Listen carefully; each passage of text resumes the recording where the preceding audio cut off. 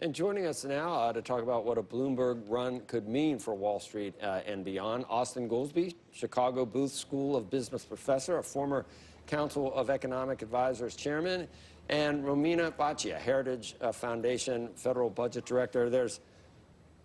Everybody is being moved into different areas. Austin, I know you well, and I think I can, I can figure out what you're going to say half the time. I really don't know what to expect right now. There were 17 candidates that have been working their collective rear ends off trying to get to the final, as the nominee. Technical term is took us. Took us, yeah. Debating and pounding the pavement and raising money. And now everything's being disrupted by a guy who says, oh, in my opinion, none of you are good enough. Does the Democratic Party want someone to come along and say that? I don't know. Possibly not. I don't know how to feel, Joe, if you and I are going to be on the same page. That's what I mean. That's why I phrased a question like that. Strange bedfellows. We'll have to see. I mean, I applaud that if Mayor Bloomberg is going to enter the race, he's going to enter as a Democrat, it looks like, and he's going to try to contest for the nomination as a regular Democratic candidate. We saw flirtations from Howard Schultz to try to do a third-party run. I think if anybody with that kind of bankroll enters as a third party, it's going to get Donald Trump elected because it's going to split the anti-Trump vote. I don't know. I mean, I think Elizabeth Warren feels to me like the biggest beneficiary if a guy like Mike Bloomberg runs, because he's going to hive off support from candidates like Joe Biden. And he's probably not going to take very much support from somebody like Elizabeth Warren.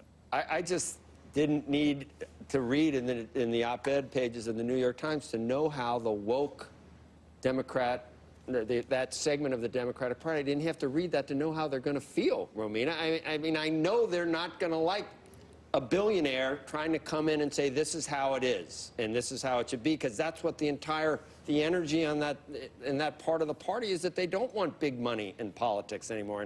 And now the answer to the Democratic searching for a candidate is a big money billionaire?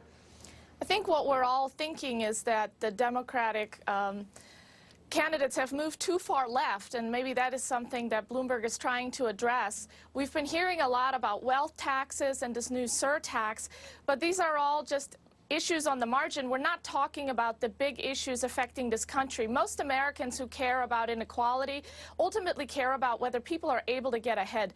They want to know, is the American dream alive? And what are candidates doing to keep it that way so everyone has a fair shot at the American dream?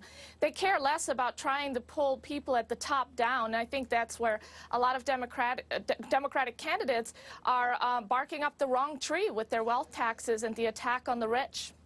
Okay, but right now in all the polls, Biden's beating Trump, Elizabeth Warren's beating Trump, and all the national polls. So what does Bloomberg see that obviously he doesn't think any of these candidates can beat Trump? Are all the polls wrong, Romina? I think there's some concern about Senator Warren being rather radical and wanting to adopt a very substantial industrial new policy for the United States, where the government controls vastly more aspects of our economy and regulating the financial markets and other areas of our economy in a way that would reduce growth and would leave Americans worse off. Many of her proposals and Biden's just hasn't been that popular.